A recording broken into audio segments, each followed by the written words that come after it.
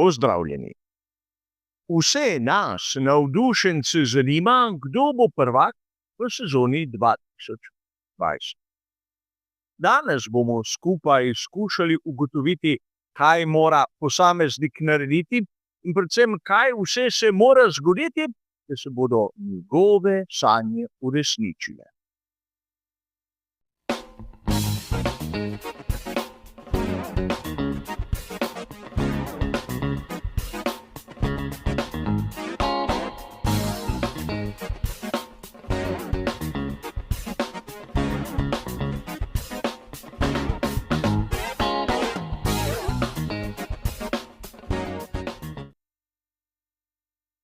Bodimo iskreni in priznajmo si. Po koncu vikenda, ki je bil posvečen veliki nagradi Združenih držav Amerike, smo lahko mi, navdušenci v raznih virih, ki se ukvarjajo s Formulo 1, lahko zasledili dobesedno vzhičeno, malodane histerično navajanje, kako bomo konca sezone 2025 spremljali troboj za naslov prvaka. In tu je treba dodati, da o možnosti troboja med Oskarjem Piastrijem, Landom Norrisom in Maxom Verstappenom smo na kanalu Bajers Way govorili nekoliko pred vikendom, kjer smo gledali dirko v Avstriji. A to konec koncev ni važno. Zanimivo je marsikaj drugega. Najprej to, da v teoriji sedaj spremljamo četveroboj za naslov prvaka in ne troboj. Zakaj? Ker ima George Russell še zmeraj teoretične možnosti, da prehiti tako Verstappena kot Norrisa in nenazadnje Piastri. Mnogi seveda takšnim scenarijem ne boste verjeli, ampak če George Russell zmaga vseh preostalih 5 dirk za veliko nagrado in oba sprinta, ter če ostali trije odstopijo prav povsod, bo seveda prvak George Russell. Možno, ampak izjemno malo verjetno. In marsikdo bo sedaj mislil, da se delam malček norca iz vas. Ampak ta primer Georgea Russella nam bo služil kot neko izhodišče. Verjetno ste zasledili teorije, ki stavijo Maxa Verstappena v prednost. Čeprav, če pogledamo sedaj tisto lestvico med vozniki, bomo videli, da še zmeraj vodi Oscar Piastri, ki je izbral do tega trenutka 346 točk. Lando Norris jih ima 14 manj. Na njegovem računu do tega trenutka imamo 332 točk. Na tretjem mestu je Max Verstappen, ki ima na računu 306 točk oziroma 40 manj kot Oscar Piastri. A verjamem po tistem, kar smo videli v Austinu, ampak naprimer tudi na progi v Monzi in še marsikje drugje, je za večino navdušencev postal Max Verstappen prvi favorit. Ampak se je kdo morda začel spraševati, kaj mora Max Verstappen narediti, da bo postal prvak. In zopet bomo videli, da je Max Verstappen v podobni situaciji kot v tistem nerealnem scenariju, v katerem smo videli Georgea Russella. Max Verstappen bi lahko v teoriji zmagal vseh 5 dirk za veliko nagrado in oba sprinta, a to ne bi bilo dovolj, če bi, na primer, Oscar Piastri končal vse že prej naštete dirke na drugem mestu. Sedaj, kolikšna je verjetnost, da bo Max Verstappen zmagal vse dirke do konca, in kolikšna je verjetnost, da bo Oscar Piastri na vseh drugih, pa prepuščam vam. Tu na tem primeru vidimo, da bi moral Oscar Piastri biti eno dirko tretji, da bi na koncu imela z Maxom Verstappenom enako število točk, kjer bi Max prevladal, seveda zaradi tega, ker bi na koncu imel več zmag. A hočem poudariti nekaj, da za razliko od Maxa Verstappena, Oskarju Piastriju ni potrebno dirk zmagovati. Dovolj mu je, da na cilj pride neposredno za Maxom Verstappenom. Kaj pa Lando Norris? Lando Norris zaostaja za vodilnim Piastrijem bistveno manj, v tem trenutku le 14 točk. A v vsakem primeru mora na cilj priti pred svojim moštvenim kolegom. Kar pomeni, da je na primer dovolj, če dvakrat zmaga dirko za veliko nagrado in je Piastri drugi, ker bosta oba po številu točk lepo poravnana.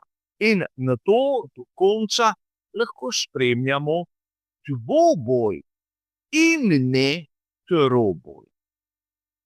A to bi za trenutek sedaj rad temo usmeril malce v neko drugo smer. Mnogokrat smo govorili, kako pomembno je v ekipi imeti prvega in drugega voznika. Si predstavljate sedaj, kako bi lahko Max Verstappen imel več manevrskega prostora, če bi Yuki Tsunoda bil sposoben biti na drugem mestu in tako porival po lestvici navzdol oba voznika McLaren. Seveda, dobro nam je znano, da Yuki Tsunoda na drugem mestu dirke svetovnega prvenstva Formule 1 je verjetno varianta, ki je še manj verjetna kot na primer ta, da bo Max Verstappen zmagal 5 dirk zaporedoma in 2 sprinta, ampak govorimo v teoriji, kaj se mora zgoditi. In sedaj pridemo v neko situacijo, ki je zanimiva. Namreč tudi pri McLarenu ne vemo, kdo je prvi in kdo je drugi voznik. Zaradi njihovih, imenujmo jih papaja pravil, sta oba prosta in ker sta oba voznika prosta, si dobesedno eden drugemu kradeta točk. Na primer, za Oskarja Piastrija je najslabši možni scenarij, na primer, da dirko zmaga Max Verstappen, da je drugi Lando Norris in da je on sam tretji. V tem primeru bi Lando Norris seveda bil drugi voznik Maxa Verstappena. In čeprav bi si nekateri mislili, da je tudi Lando Norris nadoknadil nekaj točk v primerjavi z Piastrijem, bi vas rad spomnil, da med prvim in drugim mestom je 7 točk razlike, med drugim in tretjim pa le 3. In sedaj, če se malo lotite preračunavanja, vam bo takoj jasno, da pravzaprav prvak v letošnji sezoni svetovnega prvenstva Formule 1 ne bo odločen samo po lastni formi, lastni hitrosti, lastnih rezultatov. Potrebna bo tudi pomoč nekoga od zunaj. Seveda, v primeru, kot ga vidimo sedaj, ima Oskar Piastri še zmeraj prednost. Njemu je potrebno priti na cilj, na primer drugi, in se izogniti kakršnemu koli odstopu. Ostala dva, torej Norris in Verstappen, ga lovita in morata biti boljša od njega. In to na vsaki dirki bo umoten. Sedaj se lahko začnemo spraševati, kdo je v prednosti, kdo ima v bistvu boljšo izhodišče do konca letošnje sezone. Nekateri bi dejali, Red Bull s svojim RB-jem 21 je končno pokazal pravi potencial, ampak verjetno isti so govorili pred meseci, kako so pri Red Bullu popolnoma zavozili sezono, kako je s to ekipo konec, kako vsi odhajajo, kako Max Verstappen ima možnost. Poglejmo si malce graf kako so vozniki zbirali točke, in videli bomo, da pravzaprav na začetku sta bila tako Norris kot Piastri dokaj skupaj, podobno kot sedaj, in da je Max nadoknadil nekaj točk, ampak še zmeraj je presneto dalje. Če si želi Max Verstappen postati svetovni prvak, rabi pomoč, ker nima moštvenega kolege, bo moral porabiti vso pomoč, ki mu jo lahko nudi Lando Norris, morda George Russell, Charles Leclerc ali še kdo tretji. In to je tisto, kar marsikdo izmed navdušencev noče ali pa ne more razumeti. V sodobni Formuli 1, ampak tudi v oni klasični, je potrebno imeti prvega in drugega voznika. Prvega, da nabira točke in osvaja naslove, in drugega, da mu v takšnih situacijah pomaga. Naprimer, tudi če bi naš prvi voznik odstopil v takšni situaciji, če imamo dobrega drugega, bi le-ta lahko odnesel zmago in tako nasprotnikom preprečil, da bi dosegli maksimalno število točk in seveda posledično bi zmanjšal škodo. Se morda kdo spomni časov pri tovarniški ekipi Mercedes, ko so mnogi izmed navdušencev nad tem športom Valtterija Bottasa zmerjali kot Butlerja, ker se po njihovem ni hotel boriti z Lewisom Hamiltonom. Seveda, ni se hotel boriti, ker je bil drugi voznik, to mu je verjetno pisalo tudi v pogodbi, ampak tisti navdušenec, ki tega ni razumel, verjetno tudi Formule 1 ne zna gledati kot skozi tisto prizmo, kdo bo na koncu stal na najvišji stopnički zmagovalnega odra in bo potem sam lahko po kavču skakal in vriskal, čeprav ne bo razumel, zakaj. In vidimo, da v sezoni 2025 nas lahko čaka izjemno zanimiv zaključek, kjer pa ne smemo pozabiti na nekaj. Voznike so vprašali, kakšna je v bistvu realna možnost v odstotkih, da Max Verstappen na koncu postane prvak. Mnenja nekaterih vidite na ekranu. In treba je povedati, da sam Max Verstappen si pripisuje približno polovico možnosti, da bo na koncu celo ubranil svoj naslov svetovnega prvaka. Sam nisem tolikšen optimist.